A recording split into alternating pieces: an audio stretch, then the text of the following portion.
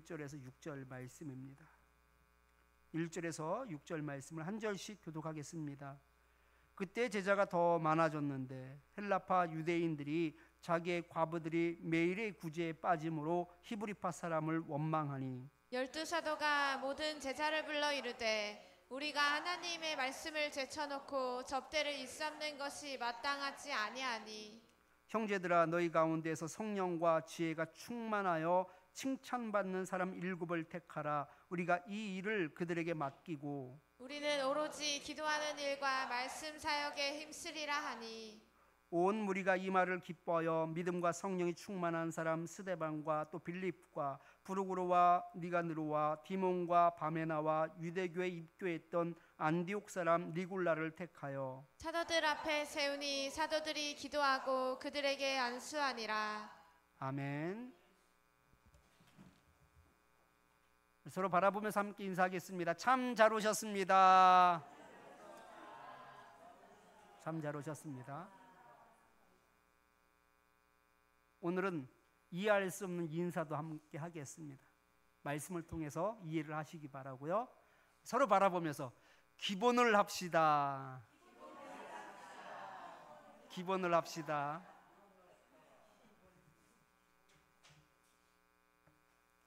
기본 중에 기본이라는 말씀의 제목을 가지고 함께 말씀을 나누겠습니다. 권투를 처음 배우게 되면 바로 링에 오를 수 있는 것이 아닙니다. 권투의 기본 자세를 익혀야지 링에 오를 수 있습니다. 권투의 기본 자세를 스탠스라고 해요. 스탠스라는 것은요, 두 발을 이렇게 땅에 딛고 있는 자세를 스탠스라고 이야기합니다. 이 두 발을 어떻게 땅에 딛고 있느냐가 권투에 있어서는 기본 중에 기본이 되는 것이죠. 제가 설명을 드리면 한쪽 발을 대각선 방향으로 뒤로 어깨 넓이만큼 벌리고 그리고 허리를 약간 숙인 상태, 그리고 주먹은 턱을 가리고요. 그리고 이 뻗을 때는 직선으로 이렇게 뻗어야지 됩니다. 그리고 시선은 상대방을 향하도록 그렇게 서 있는 것, 이것이 바로 권투를 배우는 바로 스탠스입니다. 또 무엇보다도 상대방의 공격을 피하기 위해서 헤드 무빙이라고 이야기하는데 머리를 계속 이렇게 움직여줘야지 되는 거예요. 이게 바로 권투의 스탠스입니다. 이 기본 자세를 익혀야지 비로소 링에 올라서 상대방과 스파링을 할 수 있습니다. 모든 운동에는요, 기본 자세라고 할 수 있는 이 스탠스가 있습니다. 이 스탠스가 무너지면 좋은 점수를 낼 수가 없습니다. 골프 황제의 칭호를 받았던 타이거 우즈를 아마 아실 겁니다.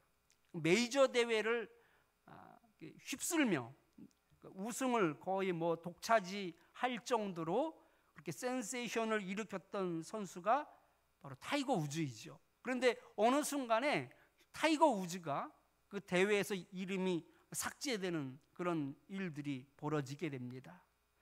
늘 단골 그런 어떤 초청자였고 또 우승 승부사였는데 어느 순간에 이름의 자취가 없어지고 말았습니다. 왜냐하면 부상을 겪게 됐는데요. 그리고 나서 몇 년 뒤에 복귀를 했는데 그 다음부터는 그 골프 황제가 아닙니다. 이빨 빠진 호랑이가 되었습니다. 예전만큼 그 기량이 올라오지 않은 데는 바로 이유가 있습니다. 전성기 때 그 스윙은 아주 강력한 임팩트를 가지고 있었었는데, 근데 그 정도로 그 자세가 상당히 또한 부상의 위험도 안고 있는 자세이기도 했습니다. 그러나 힘을 가장 잘 낼 수 있는, 그리고 정확하게 공을 보낼 수 있는 자세이기도 하죠. 그런데 허리를 다치면서 그 자세를 더 이상 사용할 수가 없게 된 겁니다. 그러니까 부상을 방지하려고 스스로 자신을 보호하려고 하다 보니까 자세가 달라질 수밖에 없게 된 것이죠. 자연스럽게 자세의 변화가 이루어지게 되었습니다.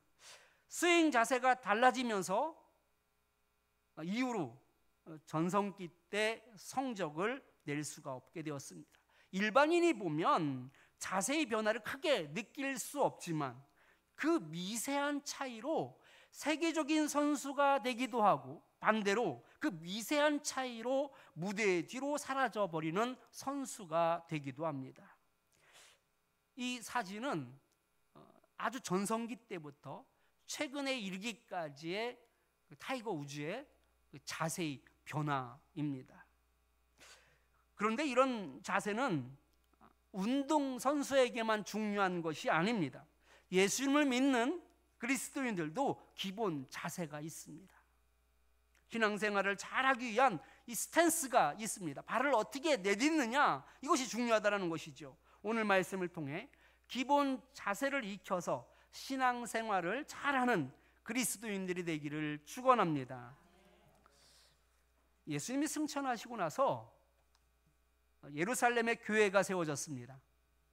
우리가 초대교회를 생각하면 보통 성령의 위로로 부흥이 일어나는 아주 이상적인 교회를 생각하기 쉬운데, 이 초대교회도 지금처럼 부침이 있었고 또 위기도 있었습니다.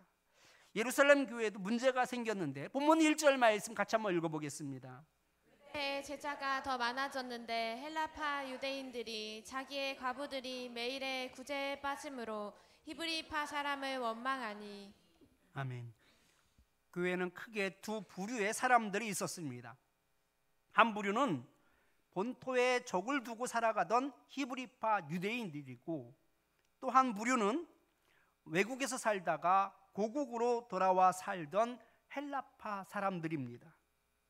그런데 문제는 이 구제의 대상에서 바로 헬라파 과부들이 차별을 받게 된 겁니다. 근데 이 차별이 상당히 의도적이었던 것을 보게 됩니다. 왜냐하면 어느 때는 구제를 받다가 어느 때는 또 구제를 받지 못하는 상황들이 랜덤으로 돌아가듯이 그렇게 우연찮게 돌아가면 관계가 없는데, 꼭 보면 어느 부류가 구제를 못 받는 거예요? 헬라파 사람들의 과부들이 구제에서 계속 빠지는 일들이 반복되고 있었다라는 것이죠. 결국 헬라파 유대인들은요, 이 히브리파 사람들을 원망하는 지경에까지 이르게 됩니다. 교회 안에서 서로 패가 나뉘게 되었고 불신과 원망의 소리가 나오기 시작했다라는 것은 아주 큰 위기인 것입니다. 어떻게 하면 이 문제를 수습할 수 있을까요? 당시 교회의 지도자들이었던 사도들이 이 문제에 적극 개입하여서 진상을 철저하게 조사해야지 됩니다. 그래서 구제 절차에 있어서 문제는 없었는지, 또 구제에서 누가 제외되었는지 파악하고 다시는 이런 일이 발생하지 않도록 더욱 힘써야 마땅합니다. 그래야지 더 이상 시끄럽지 않게 되는 것이죠. 앞으로는 사도들이 직접 구제 사업을 꼼꼼히 챙기면서 교회가 시끄럽지 않도록 사도들이 좀 더 노력을 해야 할 것 같습니다. 그런데 사도들이 어떻게 문제를 수습하였는지 말씀을 함께 보겠습니다. 본문 2절 말씀입니다. 12사도가 모든 제자를 불러 이르되 우리가 하나님의 말씀을 제쳐놓고 접대를 일삼는 것이 마땅하지 아니하니. 아멘.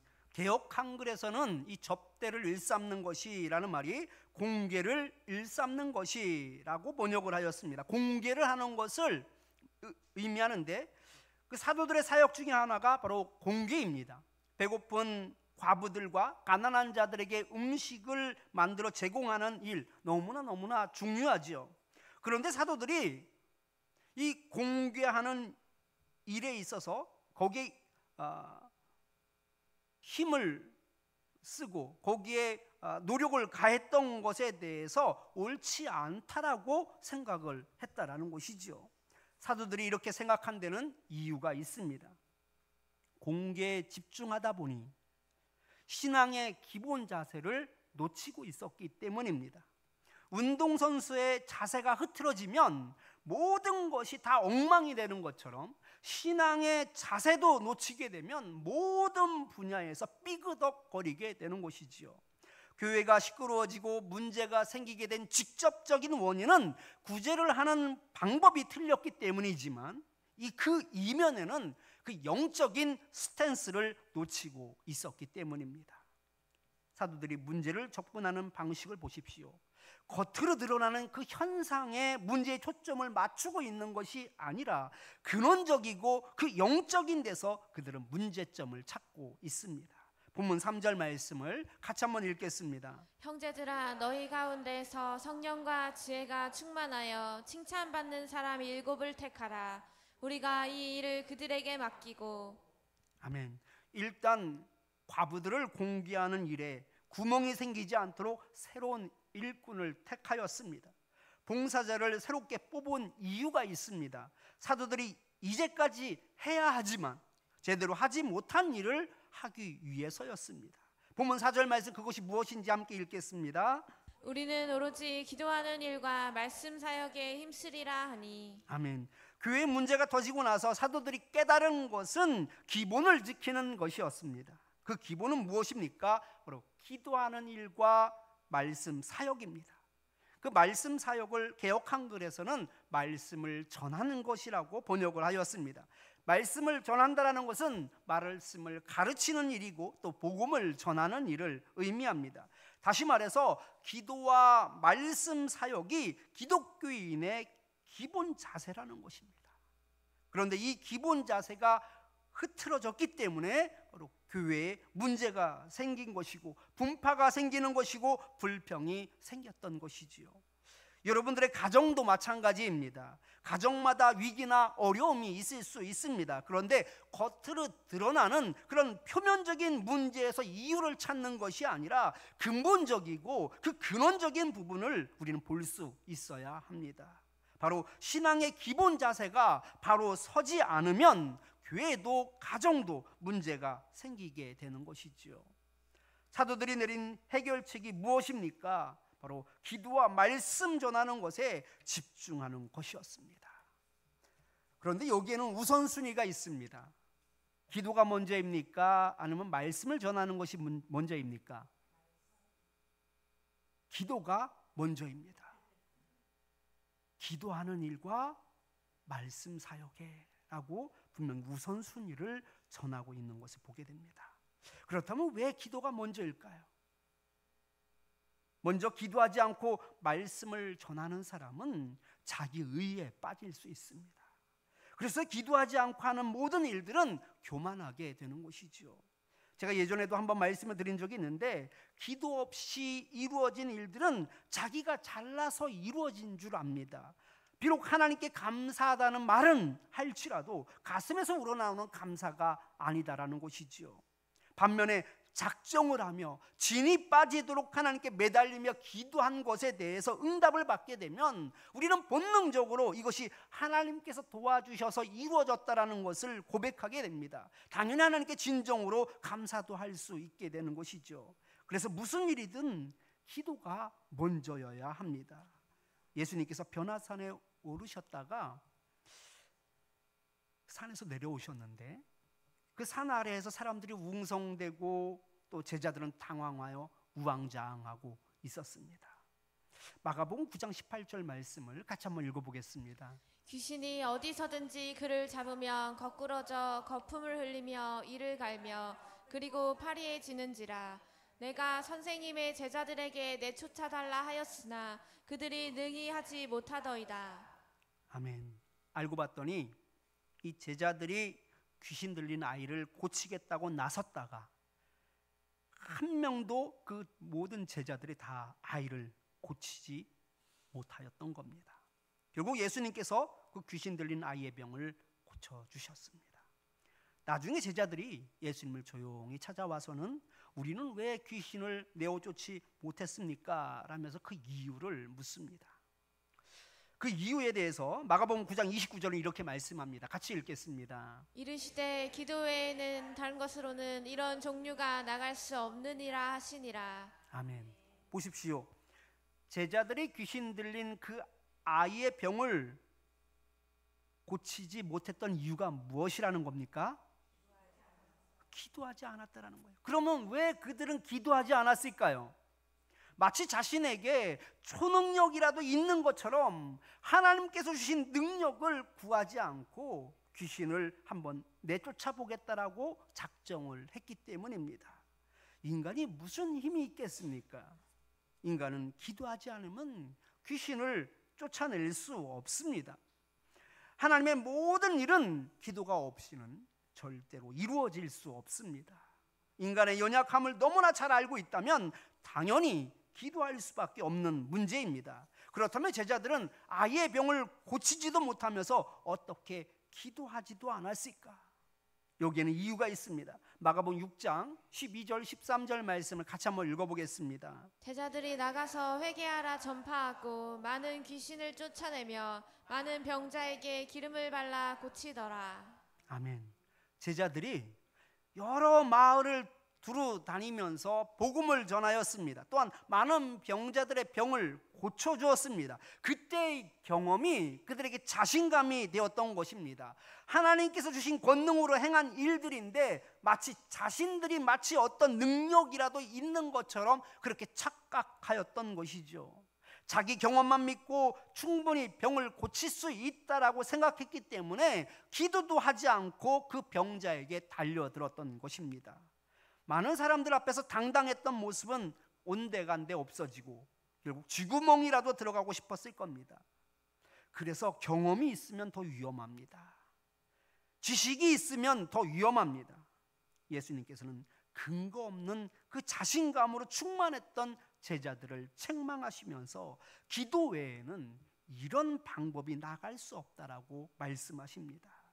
우리 신앙의 기본 자세가 기도가 되어야 하는 이유가 바로 여기에 있습니다.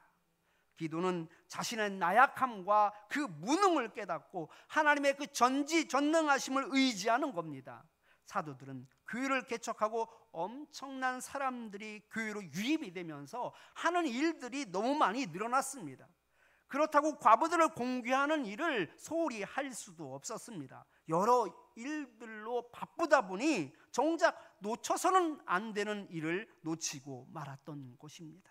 아무리 바빠도 기도하는 일만큼은 게을리 해서는 안 됩니다. 기도를 하지 않고 하는 일들은 결국 내 힘으로 하게 되는 것입니다. 내 힘으로 하는 일들은 필연적으로 문제가 발생할 수밖에 없습니다. 예레미야 29장 12절 13절 말씀을 같이 한번 읽어보겠습니다. 너희가 내게 부르짖으며 내게 와서 기도하면 내가 너희들의 기도를 들을 것이요 너희가 온 마음으로 나를 구하면 나를 찾을 것이요 나를 만나리라. 아멘. 최고의 안전은 기도입니다.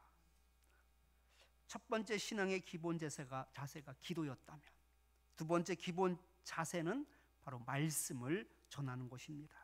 말씀을 전하는 일은 목사나 선교사님의 일이 아닙니다. 말씀을 가르치는 일은 아무나 할 수 없다고 할지라도 복음을 전하는 일만큼은 누구나 할 수 있습니다.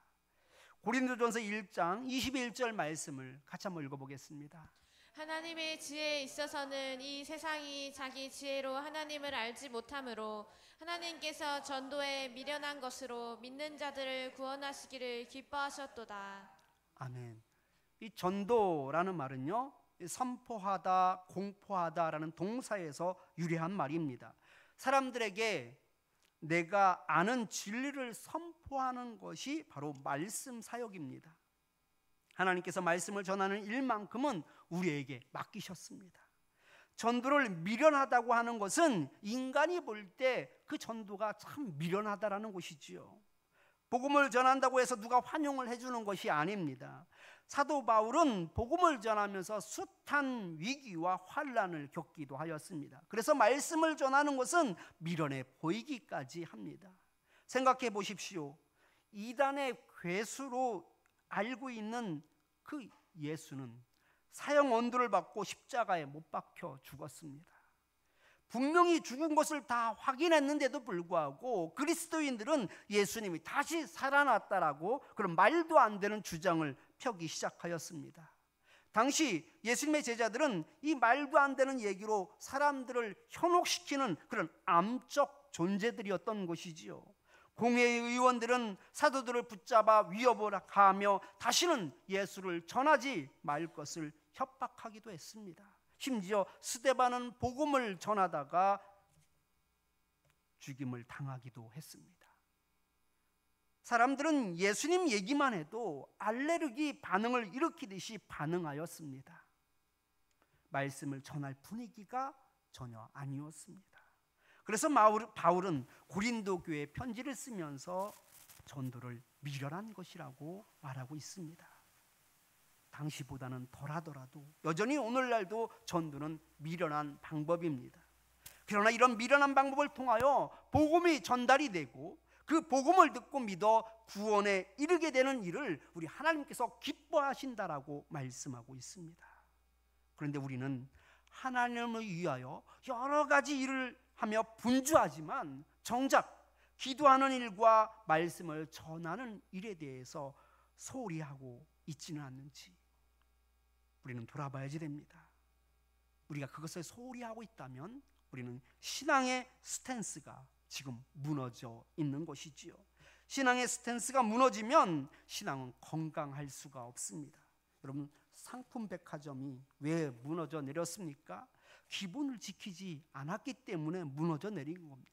신앙도 마찬가지입니다. 기도하는 것과 말씀 전하는 것이 기본 자세인데 이 기본 자세가 무너지면 영적으로 건강할 수 없게 되는 것입니다. 여기저기 문제가 터지게 되는 것이지요.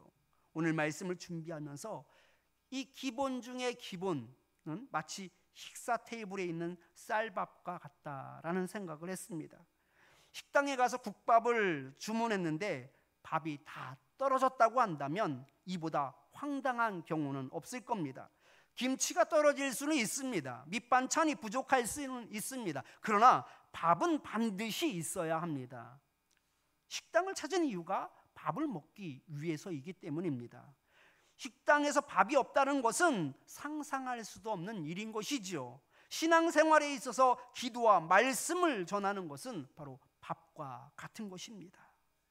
하루는 예수님께서 병을 고치시고 계시다라는 소문이 온 동네에 퍼지면서 그 많은 동네 사람들이 그 예수님이 계시는 집 앞으로 모여들었습니다. 예수님께서는 그들을 한 명 한 명 고쳐주기 시작하시면서 아주 늦은 밤까지 병을 고치셨어요. 그렇게 피곤했을 텐데도 불구하고 예수님께서는 새벽 아직도 밝기 전에 일어나셔서 그리고 어딘가로 가셨습니다. 마가복음 1장 35절 말씀을 같이 한번 읽어보겠습니다. 새벽 아직도 밝기 전에 예수께서 일어나 나가 한적한 곳으로 가사 거기서 기도하시더니 예수님은 그렇게 피곤한 가운데서도 새벽 일찍 일어나 기도하셨어요. 부족함이 없는 예수님도 기도하시더라고요. 그리고 얼마 후 제자들이 예수님을 찾아옵니다. 이유는 전날 밤 늦게까지 거기 있었던 사람들이 이제 날이 밝아지면서 예수님을 찾는다라는 거예요. 그러면서 예수님 빨리 돌아가시지요 라고 예수님을 재촉했습니다. 그런데 예수님은 자신을 기다리는 그 사람들에게 돌아가지 않으셨습니다. 그 이유가 마가복음 1장 38절 말씀입니다. 같이 한번 읽겠습니다. 이르시되 우리가 다른 가까운 마을들로 가자 거기서도 전도하리니 내가 이를 위하여 왔노라 하시고 예수님은 사람들이 지금 자신을 기다리고 있다라는 것을 다 아셨음에도 불구하고 아직도 복음을 듣지 못한 사람들에게 복음을 전하기 위해 다른 자리로 떠나자라고 말씀하고 계시는 겁니다. 이처럼 예수님께서는 신앙생활에 있어서 정말로 중요한 기본 자세가 무엇인지 제자들에게 몸소 보여주셨습니다. 기도하는 일이었고 그리고 말씀을 전하는 일이었던 것이죠. 그런 제자들이 교회가 혼란에 빠져 혼돈 가운데 있을 때 기본 자세부터 다시 점검을 한 겁니다. 우리 참빛교회 성도님들은 사도들처럼 기본 중에 기본인 그 기도와 말씀을 전하는 것을 꼭 붙잡고 살아서 여러분들을 통해 하나님의 나라가 든든히 세워져 나갈 수 있기를 축원합니다. 여러분들의 기본 중에 기본인 이 기도와 말씀 전하는 것을 붙잡고 삶으로 말미암아 여러분들 그 삶 가운데 나타나는 모든 문제들도 주님 안에서 해결될 수 있기를 축원합니다.